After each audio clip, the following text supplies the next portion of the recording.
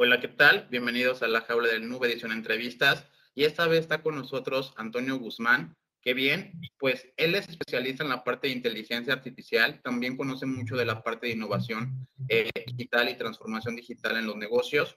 De igual manera están mis compañeros del grupo Elite de la OIEC y está de Buxec para la presentación formal. Hola, ¿qué tal? Soy de Buxec y el día de hoy tenemos de invitado especial a Antonio Guzmán Sacristán, que es Discovery Director en Telefónica. En verdad, todo un honor tenerte por acá, Antonio. ¿Qué onda, mi querido Antonio? ¿Cómo te encuentras el día de hoy? Pues la verdad es que encantado de compartir este rato con vosotros. Es un verdadero placer el que me hayáis invitado a charlar aquí de forma relajada. Así que, bueno, pues esperando, ¿no?, que se produzca esta conversación. Muchas gracias, Antonio. Pues nos interesa saber, ahora sí que esta vez no haremos la pregunta de ¿desde qué tiempo estás en los ordenadores? Más bien queremos que nos expliques un poquito de detalle cuál es tu función, básicamente qué es lo que puede aportar a la parte del negocio, porque pues nos parece bastante, digamos que innovador y hasta cierto punto algo nuevo, ese tipo de funciones y ese tipo de talentos. Bueno, yo te agradezco que no hayáis empezado con la pregunta porque seguro que se deduce la edad si os digo que empecé en 1986 con un ordenador que era el Atari 800 XL. Con eso os digo todo, ¿no? Así que seguro que se puede hacer retroingeniería y saber la edad que tengo, que son unos cuantos años.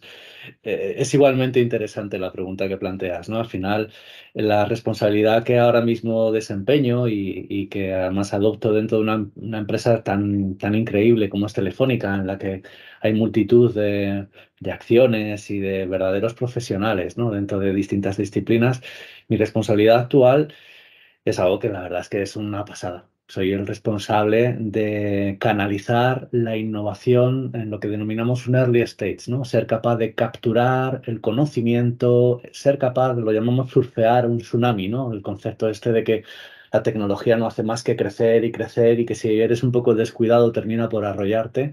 Mi responsabilidad es mantenernos en la cresta de ese tsunami con una doble función, ¿no? Adquirir conocimiento para la compañía y que ese conocimiento sea relevante para las distintas líneas de negocio. O sea, Telefónica es una telco, así que la línea de negocio core siempre será la red, así que mucha de la aplicación y de los procesos de innovación que desempeñamos tienen que ver con una evolución de las redes.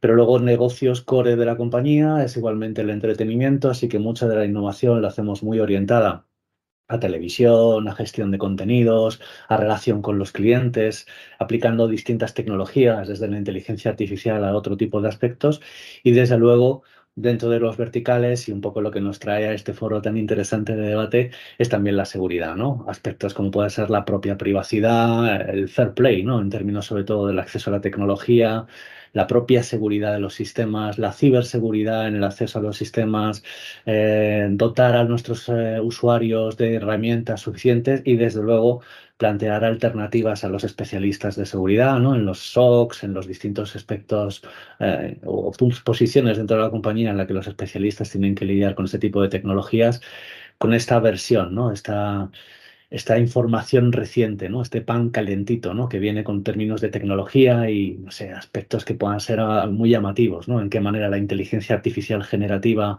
se puede incluir en estos procesos, cómo hay que ya despertar en lo que respecta a la computación cuántica. Todas estas palabras que a veces suenan un poco a ciencia ficción es mi día a día, así que probablemente mucha gente envidie mi posición y yo estoy súper orgulloso de tener esta responsabilidad a día de hoy.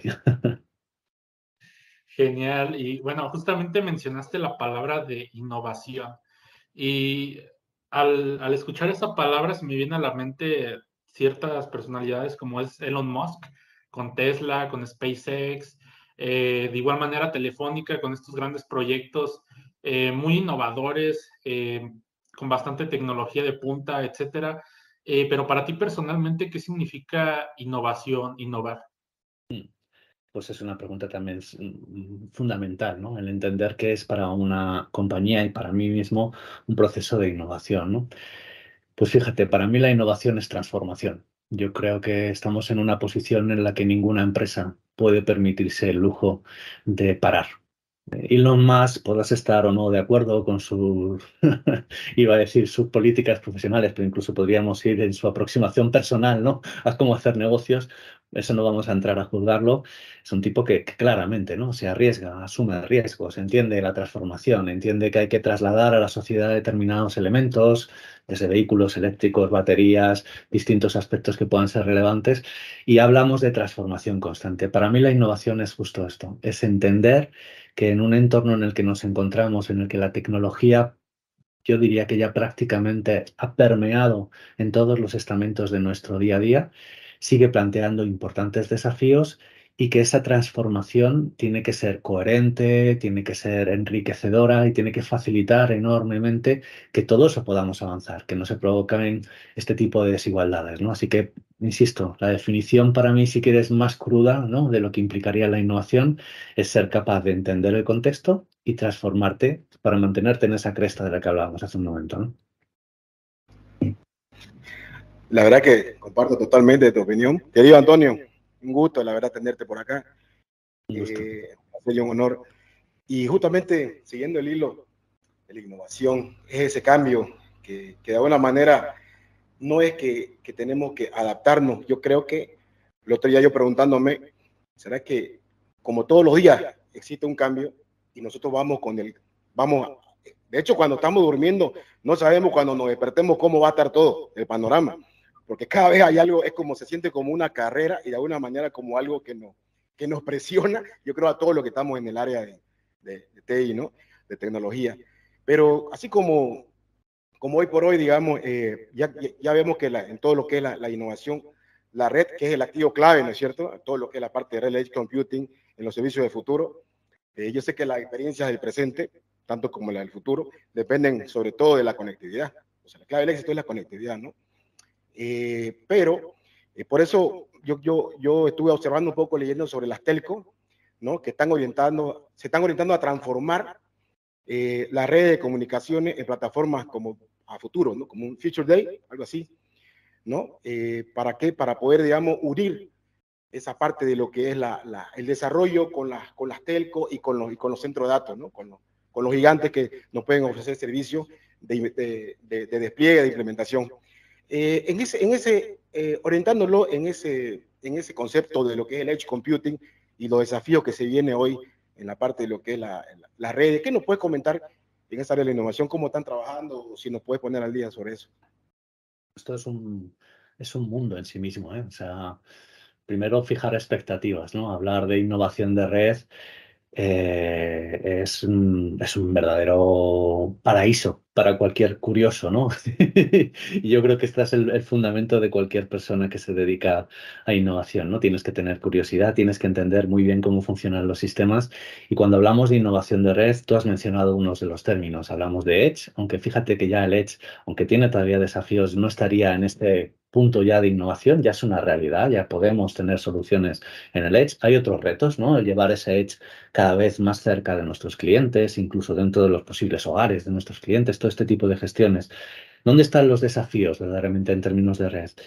Pues en términos de red, aunque parezca un poco contradictorio en todo este avance que ha existido, existe en dotarnos de verdaderas capacidades para lo que nos viene encima, ¿no? Aparecen conceptos, como seguro que habéis visto, que parece una burbuja, ¿no? Este metaverso que hace un año lo copaba todo, ¿no? Y todo el mundo hablaba de metaverso y ahora parece que se ha desinflado un poco. Se ha desinflado en parte porque todo hype tiene una curva, ¿no? En la que ahora empezaremos a hablar de las realidades y porque parte de las realidades están en las capacidades de red. De hecho, hay que evaluar en qué forma estas redes deben evolucionar para multiplicar por 10, por 20, por 50 sus capacidades, ¿no? Pensad que hasta ahora nos estamos moviendo en un entorno digital en el que el mayor reto y desafío es el streaming. Aquí estamos hablando de una bidireccionalidad en calidades más de 4K, 8K, en una gestión global, simultánea, concurrente. Las redes tienen que evolucionar. Así que uno de los desafíos fundamentales en términos de capacidad seguirá siendo una evolución para hacerlas cada vez más potentes, más alineadas con lo que la propia innovación tecnológica nos va a dar, ¿no? Pero esto habla de la primera concepción, la que el usuario estándar entiende, ¿no? La red funciona bien si no se me corta. Entonces, cruzamos los dedos siempre que establecemos una videollamada, ¿no? Como estamos ahora nosotros, e intentamos que no se corte, ¿no? Que se oiga bien la voz y que tengamos este tipo de gestión. ¿Qué sucede? Que por debajo, en términos de infraestructura, en términos de gestión, hay unos verdaderos desafíos a nivel tecnológico y de operación. Al final estamos hablando de que yo voy a estar conectado caminando por una calle y que la videoconferencia tenga que suceder de forma adecuada, o me conectaré con algún tipo de dispositivo que gestione las imágenes y que pretenderé que no tenga unos cables conectados, sino que funcione de forma autónoma a través de algún tipo de conectividad inalámbrica. Intentaré que la comunicación transoceánica funcione como si estuviéramos a 100 metros, como nos está pasando a día de hoy, ¿no? Y esto habla de cables submarinos, habla de conexión satelital. Todo este tipo de aspectos son la red.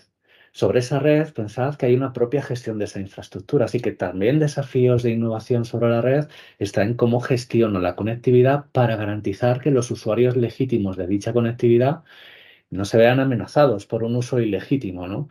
Y todas las técnicas que también están en nuestro buzzword, ¿no? En términos sobre todo de ciberseguridad, la prevención frente a ataques de denegación de servicio, todo este tipo de gestión se hace desde una perspectiva también de gestión de red y suponen un desafío constante.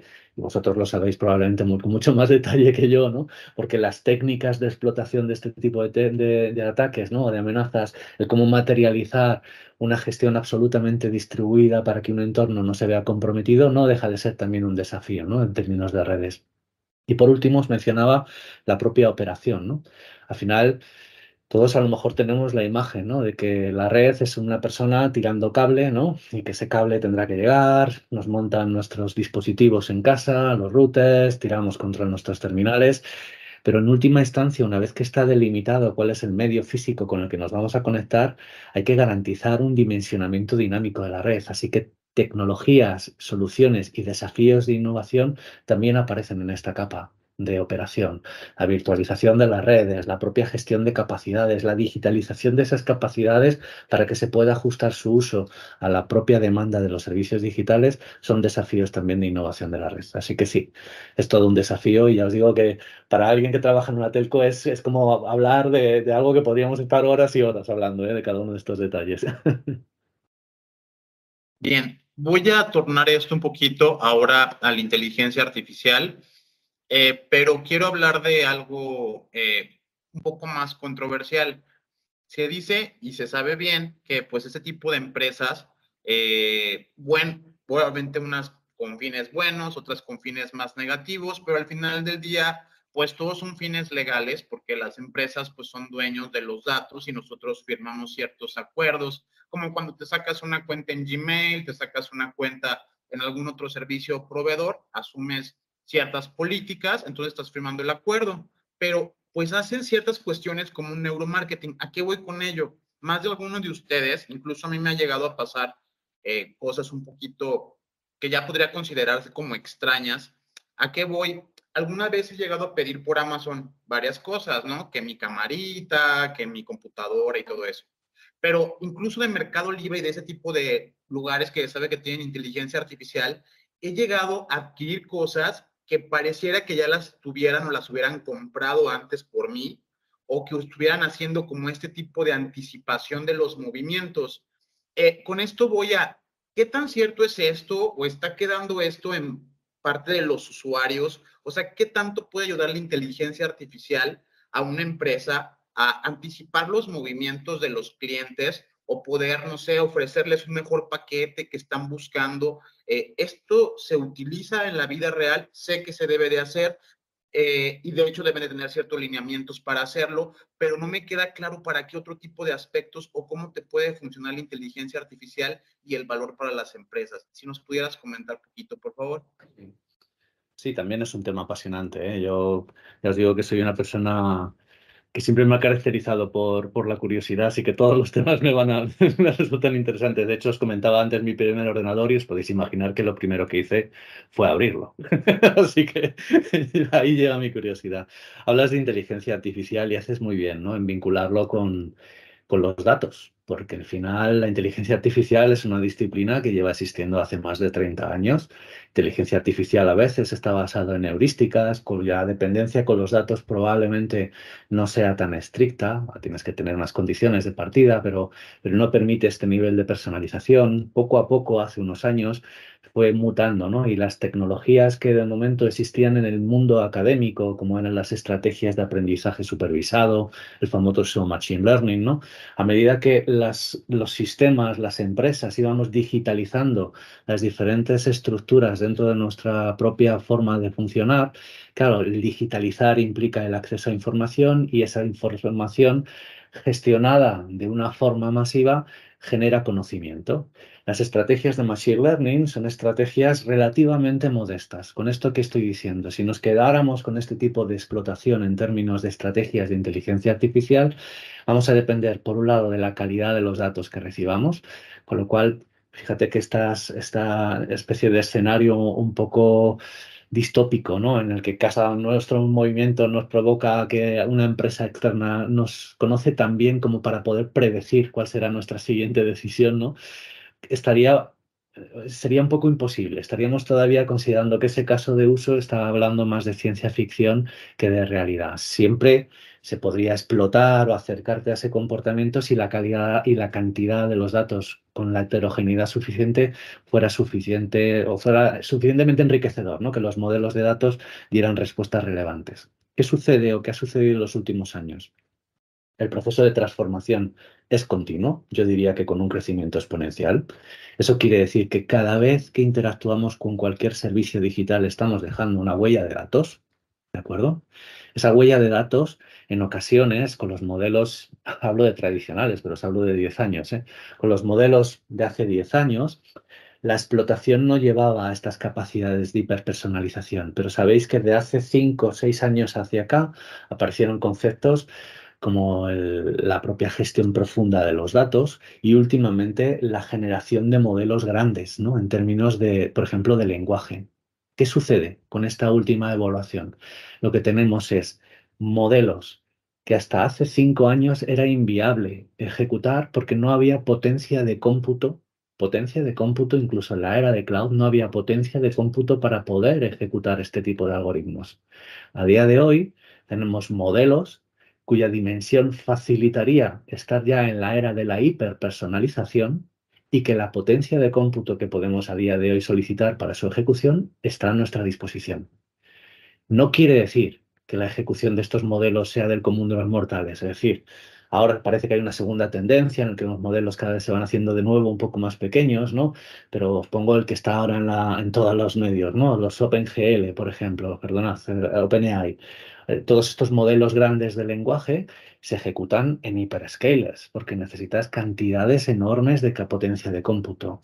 En la ejecución de estos modelos empezamos a tener insights que avanzan en la dirección de lo que tú estás diciendo, que avanzan en un conocimiento profundo de cuáles son las implicaciones con distintas ramificaciones de cada dato que estamos generando. Y con esto no estoy levantando una especie de alerta de, por favor, cerremos todos, desconectémonos de la red. No, no, no, no. Aquí hay que hacer un ejercicio de conciencia y lo que tenemos que apostar es por un uso justo de esa información. Por un lado, transparencia. Es decir, los servicios con los que interactuamos nos tienen que decir qué información están recabando de nosotros y si esa información se explotara para algo que no fuese el propio servicio que consumimos o si fuesen a vender esta información a un tercero, yo tengo que tener garantías de que puedo hacer esa trazabilidad. Lo segundo que deberían aportarnos es el control. Es decir, que en un momento dado yo diga, no, no, no, no quiero, porque a mí me gustan las cámaras, ¿no? Como decías, esto se incorpore en un proceso de marketing y de alguna manera me oferten un safari fotográfico a África, ¿no? Que podría llegar a suceder. Ahí, ese control es otra de las prerrogativas que deberíamos exigir como clientes. Y por último, no solo eso, sino que deberíamos ver en qué manera esta información que nutre los negocios de alguna manera debería repercutir en nuestro beneficio, ya fuese directo o al menos indirecto con un tratamiento excepcional y que no sea gratis todo lo que nosotros estamos haciendo. Estas tres prerrogativas, estos tres fundamentos en la gestión sana de la información que alimentan los sistemas de inteligencia artificial son la esencia de parte de la regulación, que sabéis que en Europa tiene el nombre de GDPR, que poco a poco se va extendiendo a otro tipo de regulaciones, dependiendo de cuál sea el ámbito legislativo, y en realidad es lo que de alguna manera nos tiene que proteger.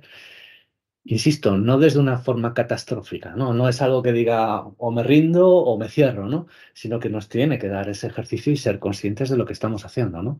Hay veces que podremos beneficiarnos de esta hiperpersonalización porque me evita tener que consumir productos que no son relevantes para mí, otras veces no me apetecerá que esto suceda. Bueno, ya ahorita que entramos más en calor en el tema de inteligencia artificial y mezclado con innovación, aún recuerdo justamente en Twitter, cuando fue publicado el software de Word GPT, en el que pues hacía cosas es para hacer cosas de hackers, ¿no? No importa el sombrero, si es blanco, si es negro, gris, etcétera. Puede hacer cualquier cosa. eh, y aunque sea una innovación del lado negativo, pues al final de cuentas es lo que es, ¿no? Es una innovación. Es algo que se está saliendo algo del huacal de lo que debería de ser ChatGPT. ¿Tú qué opinión tienes sobre todo esto de que ya están generando este tipo de softwares para hacer cosas de hackers, etcétera? ¿Qué opinas? Pues voy un poco en la línea de lo que tú dices, ¿no? Al final, antes os lo comentaba, ¿no? Yo creo que para la innovación tienes que tener pues un conocimiento profundo de lo que hay y separar el resultado de tu innovación y la aplicación de dicha innovación en la línea de lo que tú consideres. Si tu opción es ir hacia una aplicación que no es legítima, incluso que puede estar perseguida, pues tienes que asumir la responsabilidad en la que estás. Y luego, obviamente, puedes decidir de forma consistente trabajar de una forma ética y que esa innovación pues favorezca, por un lado, obviamente, los intereses si trabajas para una compañía, de la compañía en la que trabajes, como si eres un freelance, ¿no? Y que vaya a tu beneficio, pero que al mismo tiempo intentes, ya que esta información y esta tecnología depende de mucha información generada por la sociedad, que haya cierto retorno a la sociedad. Dicho esto, me quedo con el primero de los puntos que decíamos, ¿no? La tecnología que hay detrás, y ya os digo que normalmente trabajo desde una perspectiva en bottom-up, ¿no? Yo vengo como os digo, de entender cómo funcionan los chips para entender luego qué puedo hacer con ellos, ¿no? Entonces, lo que hay detrás de la tecnología de los ChatGPT, ya sea Worm, ya sea OpenAI, ya sea Llama, ¿no? Que es el modelo de Meta, o sea cual sea, lo que hay detrás es lo que se denomina un transformer, que suena así como un poco esotérico, ¿no? Pero básicamente es una tecnología de inteligencia artificial capaz de entender, ¿vale? Primera cosa, editar y generar texto o imágenes a día de hoy. Se va evolucionando para que se pueda generar imágenes en movimiento, vídeo, ¿no? Y que el texto se convierta en voz. Pero es un modelo grande de lenguaje, entendiendo el lenguaje como estrategia de comunicación. Que yo utilice esta tecnología, estas tres patas de un transformer, ¿vale? Para entender qué fuentes de datos son los que alimento y generar, mediante una edición y generar aspectos novedosos, es una utilización de una herramienta. La herramienta es la inteligencia artificial que se nutre de una información. La utilizo, en este caso, pues para generar, pues no sé, parte de los ejercicios que yo he visto que salían de esta tecnología que comentas, son sitios de phishing que te comes, pero alegremente. O sea, ahora mismo acordaros que ya hace 5 años era difícil discriminar entre unos y ahora a nivel de wording, a nivel de adaptación, a nivel de generación, a nivel de dinamismo, es uno de los usos, ¿no? Claro, es un uso fraudulento de la tecnología. Lo que hay por detrás es un modelo de lenguaje alimentado por cantidades ingentes de información y estructurado con miles de millones de unidades funcionales. Es lo que os decía antes, los modelos de inteligencia son gigantes a día de hoy, consumen una cantidad enorme de potencia de cómputo. Si yo dispongo de esto y lo utilizo, pues para obviamente una aplicación dentro de la esfera de lo que sería un Black Hat, pues lógicamente voy a aprovecharme de las ventajas que tiene un modelo de lenguaje en este sentido. Entonces, todo lo que implique generación dinámica, interpretación, programación, determinación, análisis, y hablo de lenguaje a todos los niveles, puede ser código, me lo va a favorecer. Claro, ¿a cambio qué tenemos? cambio tenemos unas líneas de investigación que tienen que estar orientadas primero en la utilización de esos modelos desde una perspectiva adecuada, es decir, que nos faciliten pues ese eterno desafío que tenemos para que nuestros clientes, nuestros usuarios entiendan los conceptos de seguridad y puedan tener un sitio de referencia con un criterio afinado. Nos tienen que permitir construir herramientas que faciliten la identificación de cuándo un texto, cuándo un sitio, cuándo un código tiene algún tipo de gestión que no es la esperada. Y, muy importante, tenemos que garantizar que las fuerzas de seguridad del Estado entienden esta tecnología, los pros y los cons que pueda traer la tecnología, para que puedan regular y puedan actuar de forma consecuente. Si no, una vez más, estaríamos pues como cuando hacía 20 años empezábamos con temas de ciberseguridad, ¿no? Que aquí no había nada regulado ni nada estructurado, ¿no? Y iba todo acumulado. Pues esto es lo que sucede, es una herramienta más muy potente. No hay que ir a ciencia ficción, no hay una conciencia, no es HAL de Odisea del 2001, y aquí una vez más demuestro mi rango de edad, ¿no? No es Terminator, no hay un Skynet detrás de esto, es una tecnología muy concreta, absolutamente poderosa, porque es capaz de alimentarse con cualquier fuente. Es toda Internet, toda la Wikipedia, las bases de datos de libros abiertos, todo lo que se os puede imaginar, han alimentado un sistema de miles de millones de parámetros. Y a día de hoy tú le puedes decir que te genere un código para aprovechar una, yo qué sé, infiltración en términos de lo que quieras, y te lo va a generar. De la misma manera te puede decir si un código tiene una funcionalidad adecuada o no dentro de unas especificaciones dadas, con lo cual hay que entender la tecnología y usarla sabiamente.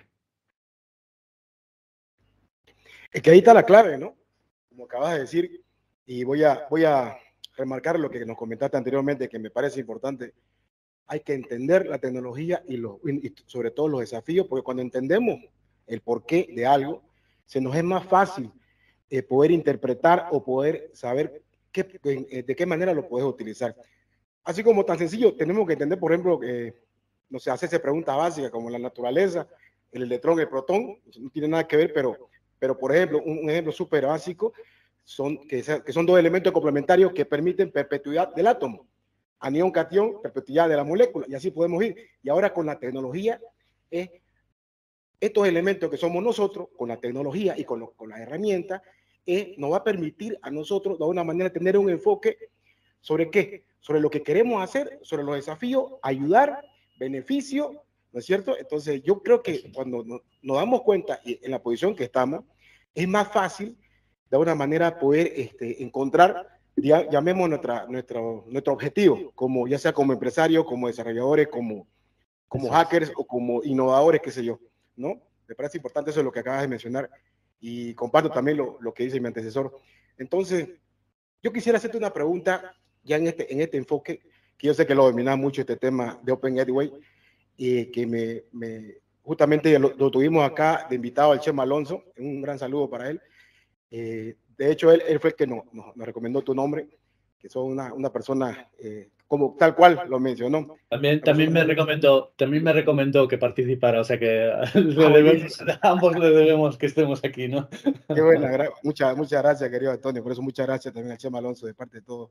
Entonces, justamente ese tema quería verlo desde tu punto de vista del Open Gateway, lo que hablamos antes, esa unión de las telcos, de la mano con los centros de datos de los desarrolladores, one single line of code, ¿no es cierto? Con una simple línea de comando, hacer las apificaciones, o sea, eso es genial. La verdad que me mola mucho, como dicen ustedes, porque por más allá de los desafíos que se te vienen, es sino la oportunidad de negocios que hay para tantas empresas. ¿Por qué te digo esto? Porque mira, yo como lo veo, y ahí es donde quiero tu opinión. Si bien nosotros como, por ejemplo, una compañía pequeña que ofrece servicios de cloud computing, que básicamente el proyecto Open Gateway, para mí personalmente, no es que va a matar el cloud computing como tal, simplemente es una manera de unir todo para hacer un fácil manejo, ¿no es cierto? Como acabas de mencionar, yo voy a estar en la calle caminando, ¿y de qué dependo? Dependo de mi conexión.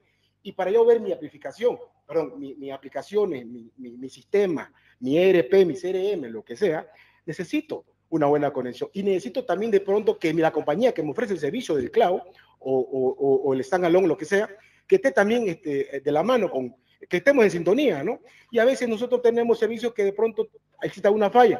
Por eso el Open Gateway me parece genial unir todo eso de una manera que es como eliminar el margen de error. Claro que son desafíos de conexiones, ruta, ¿no?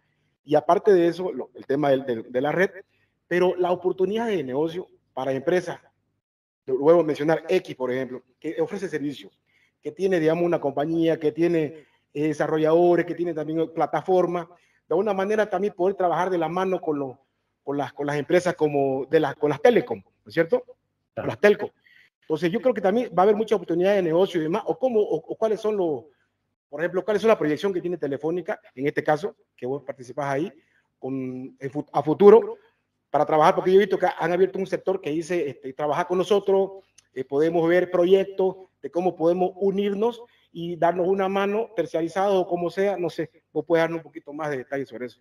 Sí, va un poco en la línea, ¿eh? Yo además es un proyecto pues muy ilusionante, ¿no? Yo creo que además era un proyecto necesario, ¿no? En el mundo, como os digo, en el que la constante demanda de transformación es un debe, ¿no? Si no te transformas, si no estás innovando constantemente, pues obviamente alguien lo hará en tu lugar y se acabó, ¿no? Y al final es importante que empresas que están tan pegadas, ¿no? a nuestras sociedades, a nosotros, ¿no? En términos sobre todo pues de la inversión que se ha hecho. Antes hablábamos, ¿no? De la complejidad que tiene en términos de inversión y conocimientos técnicos, yo qué sé, desde lo que hablábamos del cable submarino o hacer un despliegue en una ciudad, que hacer un despliegue de fibra, por ejemplo, es una inversión de conocimiento y de dinero en última instancia.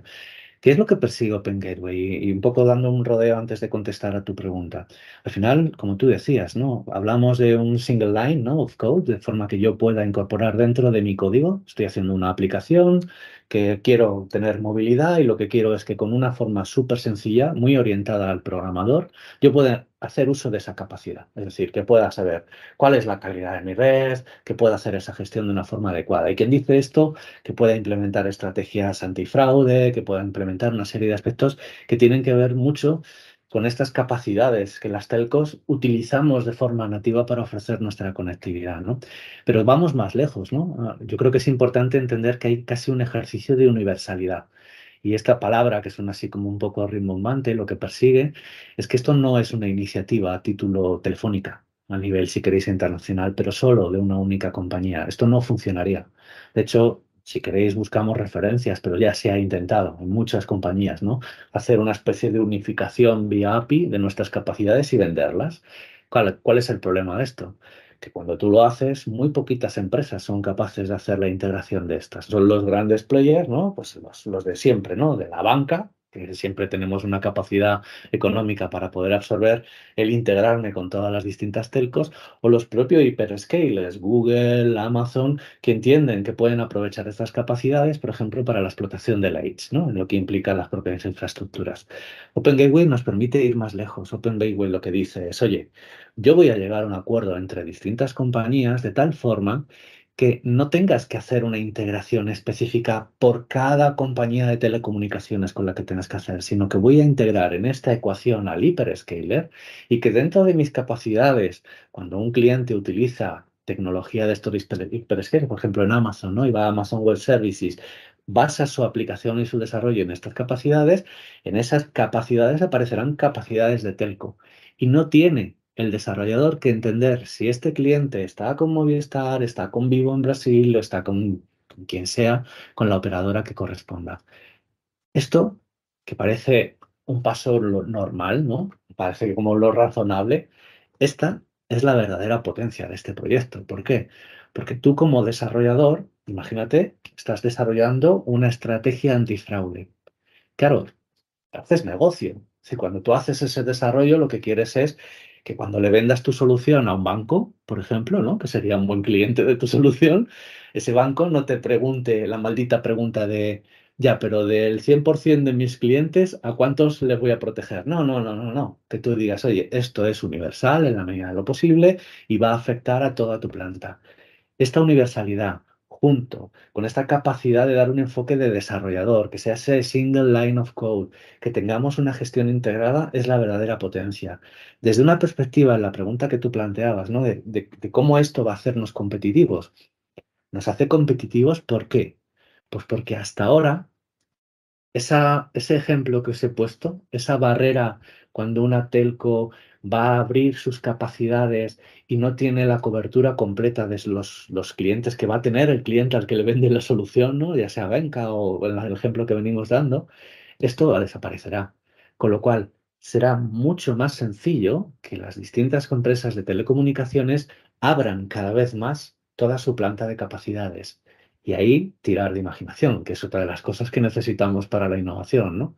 Es decir, pensar lo que implicaría tener conocimiento a nivel de la gestión de las torres de comunicación, a nivel de los valores de energía en términos de la señalización en wireless, a nivel de los propios servicios que desde las telco construimos, ¿no? Pues los mecanismos de pago, lo sencillo que sería integrarte con un mecanismo de pago en el que tú ya sabes que tu cliente tiene una factura de telco, pues ya te va a llegar el dinero por ahí y te quitas toda la necesidad de hacer una pasarela de pago a las capacidades que te da una auditoría, ¿no? ¿Por qué? Porque las telcos somos organismos altamente regulados y al ser altamente regulados tenemos un rol de agente certificador, si queréis que vayamos al aspecto de lo que implicarían entidades y autoridades no certificadoras.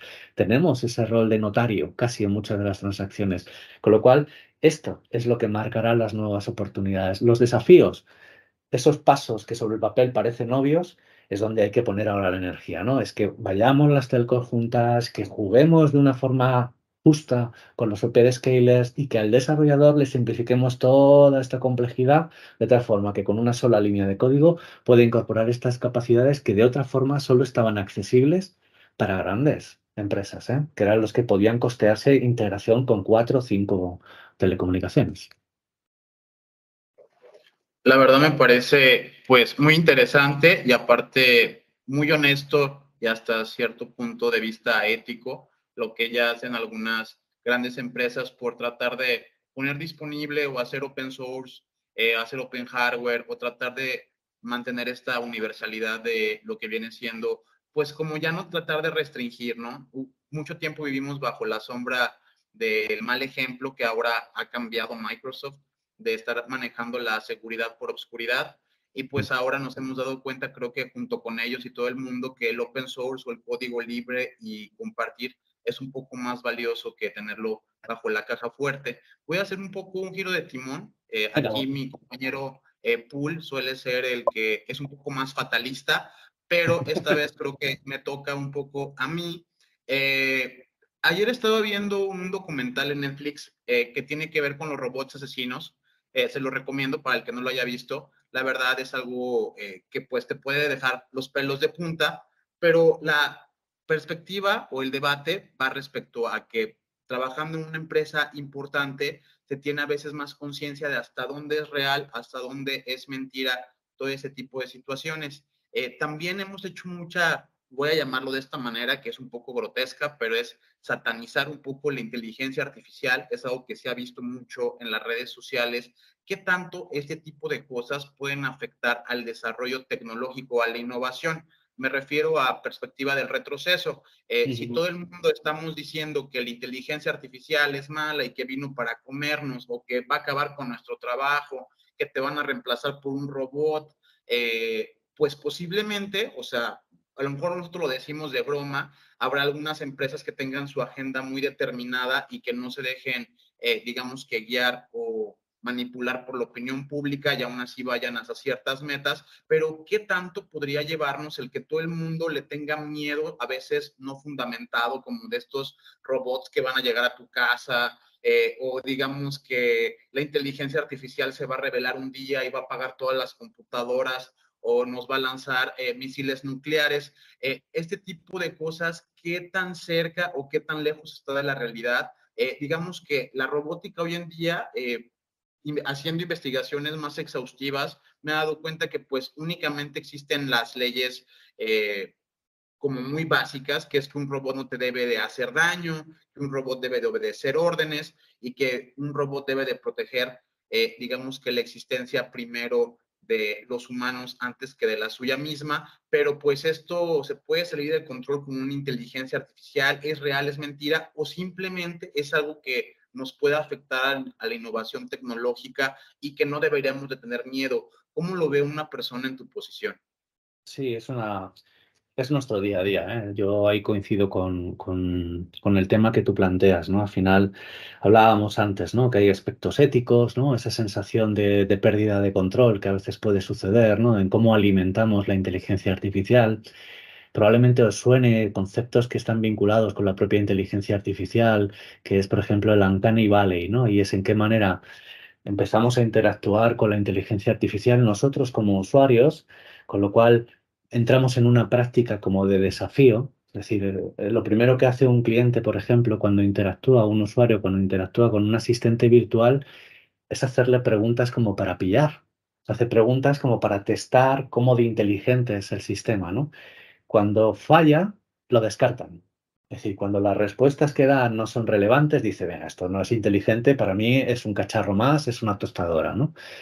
Cuando acierta, entramos en otra región, que es lo que se llama el Uncanny Valley, y es en el que adquieres determinados dotes o cuotas, si quieres, de realismo, y entonces la reacción es todo lo contrario, es una reacción defensiva, como decir, espera, que esto se me está yendo de las manos, ¿no? Pasa mucho con la representación robótica de figuras humanoides, seguro que lo habéis visto y seguro que habéis experimentado en vuestra propia consciencia ese Uncanny Valley, en esas caras robóticas que intentan emular de una forma muy automática, ¿no? Las expresiones que a mí por lo menos me genera un rechazo inmediato, ¿no? Esto que es inmediato en la figura humanoide, en otros aspectos pasa 3/4 de lo mismo, ¿no? Pero es interesante entender en qué forma estamos hablando de tecnología, ¿vale? Esto es uno de los puntos. Entonces hay como dos niveles. Si no entendiéramos esas connotaciones de las que hemos hablado antes, esa información que yo necesito para entrenar los distintos entornos, ¿vale? Toda esa información que yo pueda ir requiriendo, si yo pudiera prescindir simplemente del concepto final de inteligencia artificial y me atuviera al concepto de tecnología, esto no es nuevo. Es una tecnología que típicamente lo que nos va a favorecer es un ahorro de tiempo en la producción. Es inteligencia artificial aplicada claramente en el desarrollo de funciones con cierto automatismo. El punto en el que nos encontramos, ahora hablaremos, que ya tiene que ver con ese otro nivel de lo que es la inteligencia artificial, pero a día de hoy los casos de uso que van orientados hablan de eficiencias.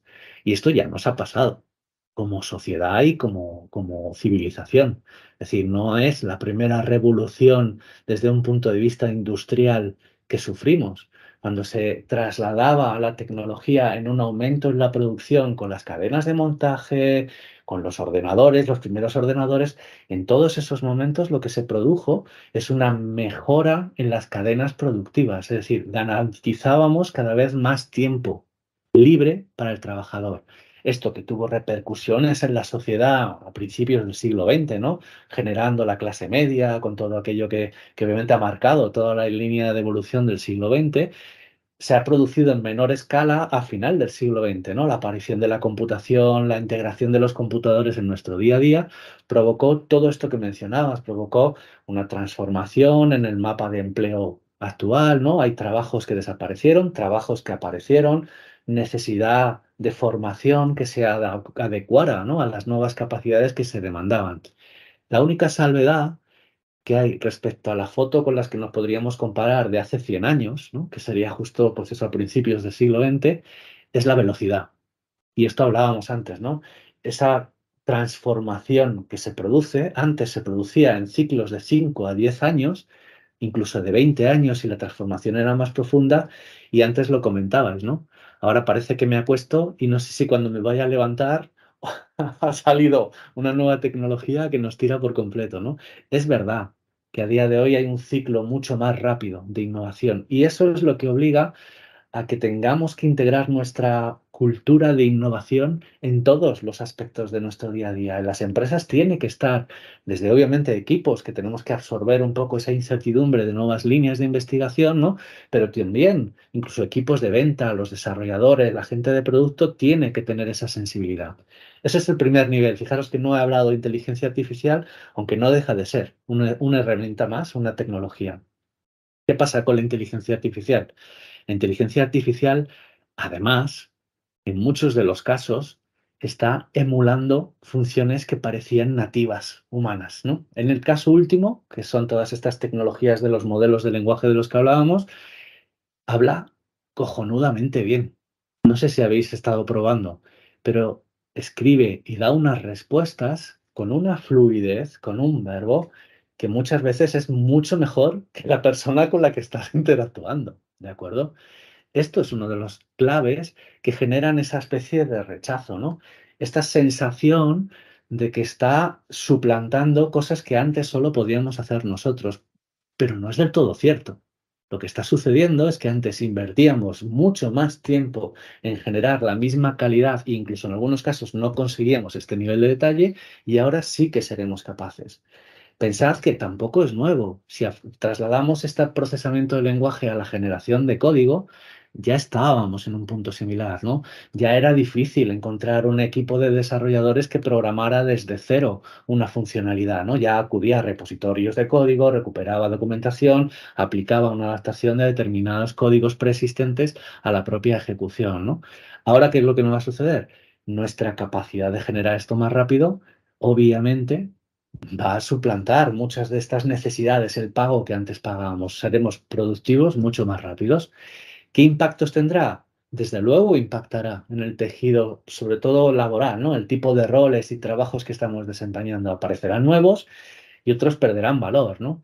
Poneros, por ejemplo, que equipos de marketing a día de hoy para procesar el output de unas encuestas pueden tardar 2 semanas y con esto en 1 hora tienes la siguiente estrategia definida, ¿no? En términos de marketing de producto. Con lo cual, este tipo de gestiones son un hecho. ¿Dónde debemos preocuparnos? ¿En qué aspectos sí que debemos ser mucho más cautos? En una utilización que transgreda determinados límites dentro de la propia propuesta ética que tengamos a nivel individuo, a nivel compañía, en la utilización de lo que estemos haciendo. Es decir, ¿podremos utilizar esta tecnología para facilitar el diagnóstico? Sin ninguna duda. ¿Vamos a utilizar esta tecnología en un diagnóstico y no vamos a meter ningún tipo de control que incorpore sesgos en los resultados que estamos dando? Eso es una cagada. Pero esto pasaba ya antes. Lo que sucede es que ahora los ciclos son mucho más rápidos, ¿no? ¿Qué necesidades tenemos? Pues lo que venimos comentando, ¿no? Necesitamos sí o sí estar despiertos. Y esta es la clave. O sea, sí o sí conocer hasta dónde llega esta situación y dónde me quedo. ¿Cuál es el punto? Aparte de la pregunta que tú decías, ¿cómo reacciona el común de los mortales frente a esta amenaza percibida, ¿no? De que me están suplantando? Me voy al extremo. Yo soy un gran consumidor de la ciencia ficción a todos los niveles. Me encanta la ciencia ficción de los años 70 y consumo toda la ciencia ficción que podamos tener. Así que podríamos hacer, si queréis, otro capítulo al margen de ejemplos dentro de la literatura de robots malignos, ¿no? En grupo, individuales, mecánicos, de nube, de colmena. Seguro que se os van ocurriendo distintos ejemplos en este sentido. ¿Qué sucede? El punto en el que nos encontramos de tecnología tiene 3 Gs. Una es que se basan en modelos muy grandes. Es gigante. Es decir, necesitamos una cantidad enorme de parámetros, potencia de cómputo y alimentarlo con cantidades ingentes de información. Con lo cual, de alguna manera ya sabemos por dónde están los límites, sobre todo en capacidades de ejecución. La segunda G es que son genéricos. ¿Eso qué quiere decir?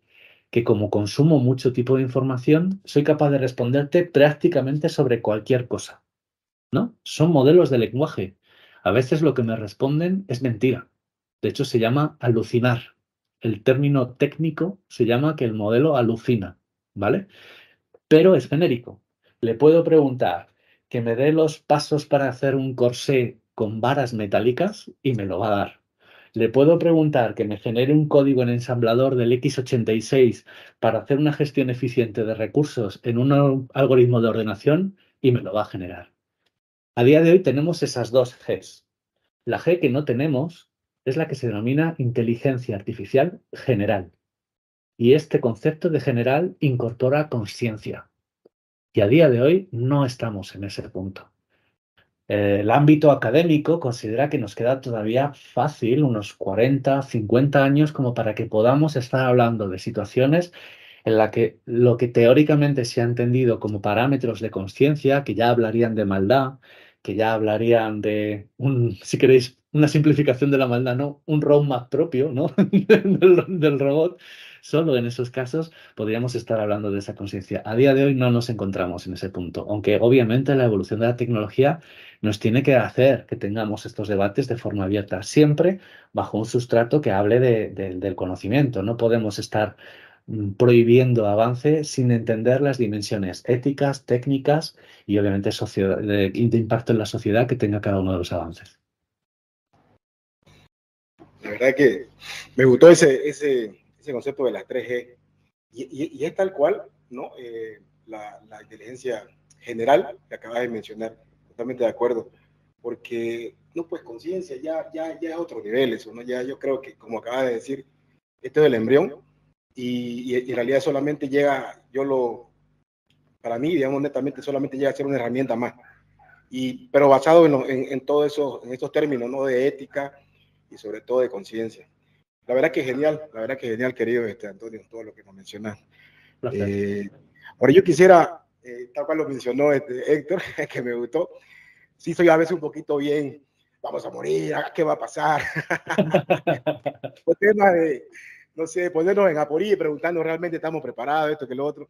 Pero sí, digamos, yo ahora en realidad siempre lo vi así, pero sí me gusta ver esa parte que ya lo mencionaste, ¿no? De uno como individuo, como persona. Y es como que yo te digo, Antonio, ¿sabes qué? No estás en Telefónica, no estás acá. Vos como ser humano, ¿cómo lo ves? Pero ya nos has dado tu opinión, porque yo creo que ya nos has hablado bastante sobre eso.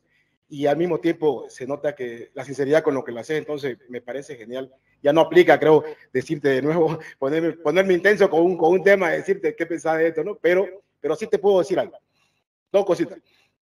Una, y yo quiero que esta de manera personal, solamente tuya, y la siguiente es sobre más o menos qué haces el día a día, cómo te relajas de todo este tema de la innovación, porque levantarse todos los días, querido Antonio, porque, o sea, yo creo que todos sufrimos, mira, con todo lo que conversamos, todos sufrimos el mismo, llamémoslo, quiero llamarlo un estado, ¿ya? Llamémoslo un estado en el cual nos sentimos presionados, porque mientras estamos conversando, ya hay hartos atletas que están creando cosas y se está diversificando esto de una manera disruptiva.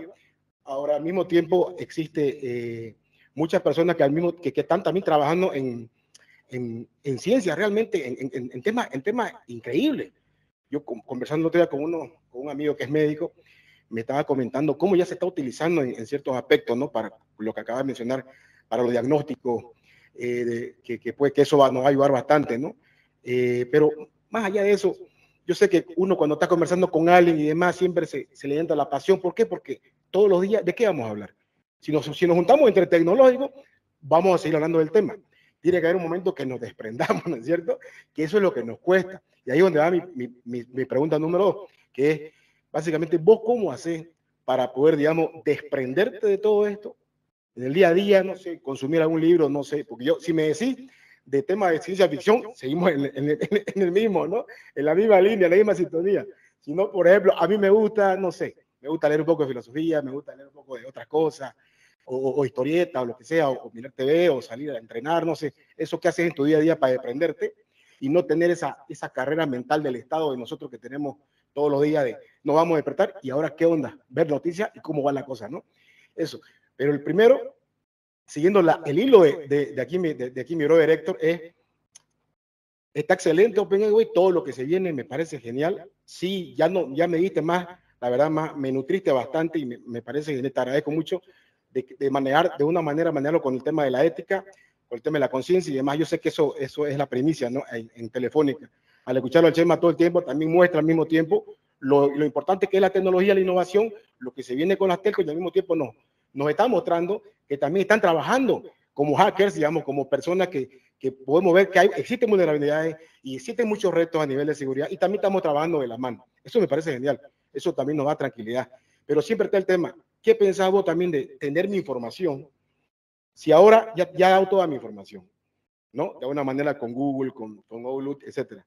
Pero, ¿qué pasa si yo de alguna manera quiero devolver, pongámoslo así, yo quiero devolver a mis clientes y mi persona que mi información realmente sea para mí? De pronto, si yo quiero compartir algo de mi base de datos, lo puedo compartir con el mundo para poder ayudar en ciertos proyectos.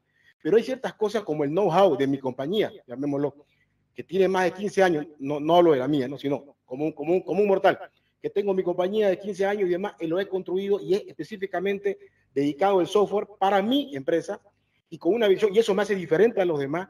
Al subirlo o apificarlo de una manera, no lo estoy entregando, o obviamente tengo derechos de privacidad y demás, pero realmente existen esos derechos de privacidad, porque ahora yo creo que existe mucha desconfianza del sector de los usuarios, ¿no? Que ya hemos visto que se han vendido datos, que se negocian, y encima que con lo que está pasando ahora, que ya sabes estas revelaciones de estos personajes con el tema de los alienígenas y demás, o sea, no es que sea escéptico, sí creo en muchas cosas, pero no quiero tocar el tema, simplemente que lo uso como ejemplo para darnos cuenta de que nos pueden decir lo que quieren. Al final de cuentas, le decimos lo que quieren escuchar. Y yo creo que no tiene que ser el todo así, pero también, ¿no es cierto? O sea, no puedo irme al 100 y mantenerme también en una posición de que confío ciegamente y ya está. No tiene que haber un grado de confianza. ¿Qué pensás de eso? Súper cortito, así personalmente. Sí, es muy interesante, ¿no? A mí, yo tengo un poco esa misma sensación, ¿no? Porque si te tuviera que contestar a esta pregunta, ¿no? Desde una perspectiva, si quieres, mucho más profesional y con ¿no? Esta trayectoria que llevo, sí que te diría que va a depender de la compañía, que haya una apuesta explícita de la compañía para dar a lo que antes os decía, ¿no? El control sobre los datos, esto que hablábamos de las APIs, ¿no? Que antes de que yo a un desarrollador le diga si tú cuando estás accediendo a la aplicación le vas a tener, que tú desde la aplicación digas no te doy derecho a tener este acceso a información y no tenga estas herramientas de control, ¿no? Ahora, desde un punto de vista personal, sinceramente, yo aquí aprovecho el foro, ¿no? Al final yo lo que creo es que esto tiene que ser una decisión a título individual. Es decir, mi frustración que he tenido cuando he hablado con mis colegas tomándonos unas cervezas, ¿no? Y claro, lo que dices tú, no vienes con esa inercia adquirida de que parece que estás como súper preocupado por la ética, sabes lo que puede llegar a suceder si tengo información o no información, y se lo traslado a mis amigos, alguno parece interesado y el otro pasa de mí, pero como, pero como vamos, y me obligan a pagar las cervezas, que es lo peor, ¿no? Porque ya está otra vez dándonos aquí la matraca. ¿Qué sucede? Sinceramente, tal y como están planteados a día de hoy los servicios, la forma en la que se recogen las aprobaciones en los términos y condiciones de los servicios, la forma en la que interactuamos y hay un cierto monopolio en determinadas funcionalidades, yo creo que a día de hoy no estamos en la mejor posición para garantizar un control exhaustivo de esta información que fluye. Porque no es verdad. Yo no sé si sois animales raros que os leáis los términos y condiciones de cabo a rabo y los entendáis plenamente, pero hay un estudio por ahí que es muy interesante que hacemos internamente en el equipo de innovación y es cuánto tiempo te llevaría realmente leer todos los términos y condiciones de todos los servicios digitales con los que interactúas. Y nos sale una media de 20 años leyendo términos y condiciones, porque al final se cambian cada cierto tiempo. Entonces hemos hecho una estimación de cuántos deben ser a lo largo del año y cuánto se tarda en leer todo el término y condición. Y salían 16 y 20 años. Con lo cual, esto es una realidad. También luchar contra y darte contra una barrera no forma parte de mi manera de ser. Hay que entender y hay que trabajar a título individual y si puedes en empresas que respeten esos mismos valores para garantizar que poco o lo que implica tu cuota de control estás desarrollando proyectos que son coherentes con tus valores éticos. Que sabemos que hay otras empresas que no lo hacen, sin ninguna duda. Ahí nos queda la transparencia, exigir como mínimo que me des transparencia. Si no hay transparencia, si no hay control, evaluar si hay alternativas y si no hay alternativas, entender que estamos pagando con nuestra información. Esto es clave, ¿eh? No hay nada gratis. Yo creo que este es un poco el fundamento. Y fíjate que te respondo a la otra pregunta que me planteabas, ¿no? ¿Qué hago para relajarme? Pues es difícil, ¿eh? Porque cuando te dedicas a desarrollar, te dedicas a ciberseguridad, que al final no deja de ser pues un vertical, ¿no? Sabéis que requiere este conocimiento a bajo nivel, ¿no? En términos de lo que necesitamos. Cuando te dedicas a roles que son menos transversales y a lo mejor con una ambición bien delimitada, a lo mejor tienes estrategias. Pero claro, pensad en mi caso. En mi caso, a mí todo me vale. Desde, ¿qué os digo yo? Computación cuántica, que yo estudié ciencias físicas y jamás pensé que iba a utilizar la computación cuántica o la física cuántica para nada. Y ahora estoy aprovechando y repasando lo que estudié hace 30 años en la carrera. Computación cuántica, evolución de redes, inteligencia artificial, fair play, interacción por voz. Hay muchas disciplinas y esto solo en el ámbito de IT, aparte de gestiones de ciberseguridad, de privacidad, gestión de certificados, blockchain, Web3.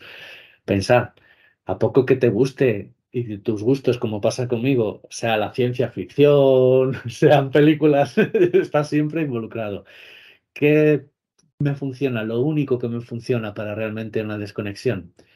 Pues a mí especialmente me gusta el humor lo más absurdo que te puedas imaginar y si puede ser con los colegas, lo mejor. Yo creo que no hay nada mejor que una noche de juerga. Así os lo tengo que decir. Ya tengo una edad, tengo hijos ya mayores, no tengo tantas oportunidades, pero os digo que, o sea, hacía mucho tiempo que no volvía yo a casa riéndome y de esto que te quedas en la cama riéndote un poco borracho hasta que salí con los colegas la última vez y nos pegamos una buena fiesta. Y es así de pueril, ¿eh? No penséis, o sea, a lo mejor la gente podría decir estar con los niños también, pero claro, mis hijos tienen una edad en lo que me demandan, pues hoy con el pequeño enseñándoles a programar un Arduino. Pues claro, tampoco me permite desconectar mucho, ¿no? Entonces, sí, me podría venir arriba, leer textos de filosofía, que también lo hago, pero lo hago desde una perspectiva ética, con lo cual no deja de estar vinculado. Así que para mí lo único que funciona es la juerga gratuita. No esperaba menos. Es la mejor respuesta. Es la mejor respuesta. La mejor respuesta. O sea, sin expectativas, unos colegas, unas cervezas, sin horizonte temporal, sin tener que llegar a casa una hora, sin esto, llegas a casa, si te puedes acostar un rato, te acuestas y ya, mira, es como pasar de capítulo, ¿no? Cierras y venga, ya mañana puedo volver, pero por lo menos esta noche he estado ahí en mi salsa. Y luego no me acuerdo de nada de lo que ha pasado, pero la sensación de plenitud es total, ¿sabes?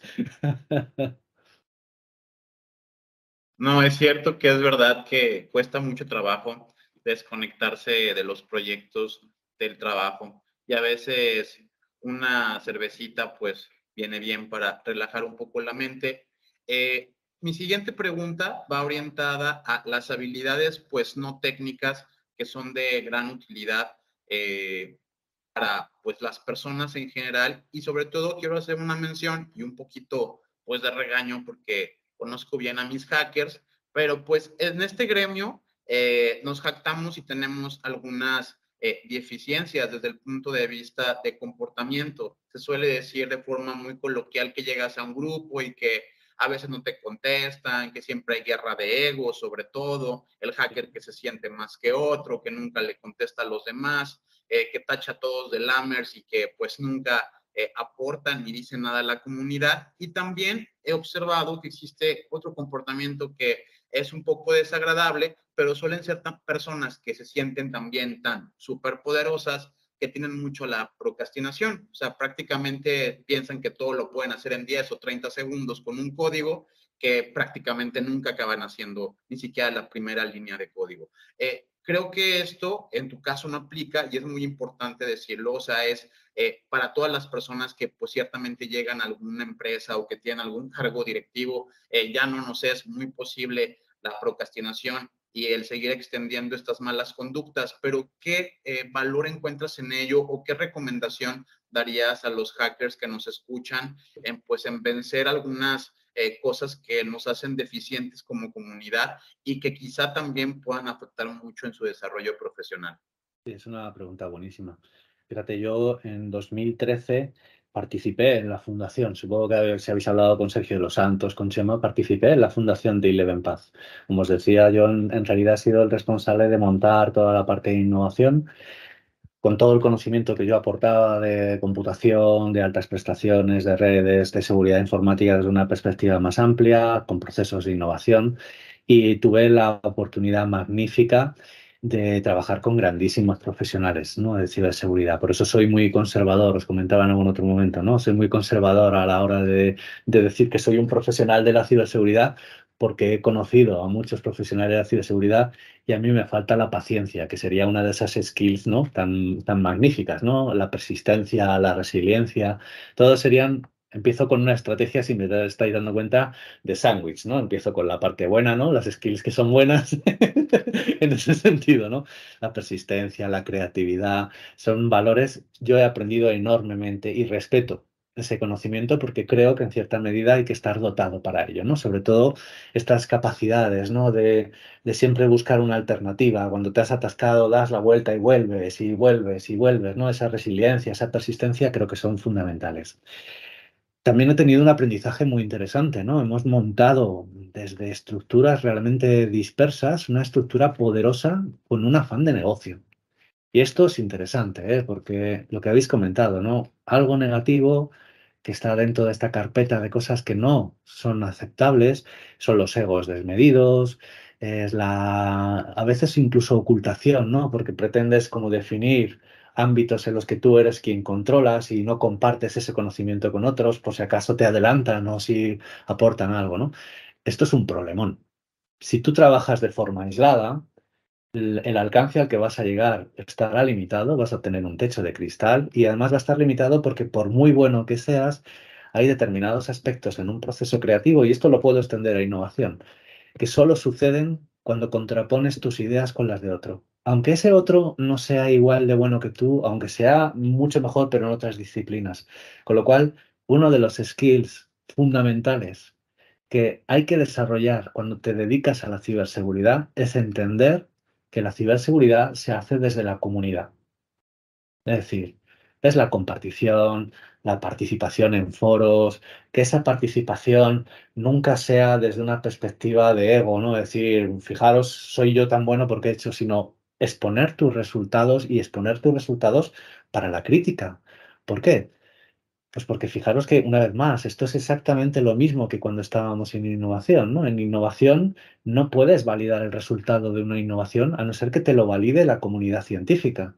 Por eso se presentan papers, los papers van revisados y expones el paper en una comunidad, en un congreso. En ciberseguridad es probablemente de las disciplinas que se derivan de la computación, de la ciencia de la computación, la única que de forma nativa sigue principios de la investigación científica. En el planteamiento, en el análisis, en las hipótesis, en la experimentación, que sería esa persistencia en la ejecución, y fallan en la exposición de resultados, la consolidación de equipos y la validación de los resultados frente a una comunidad.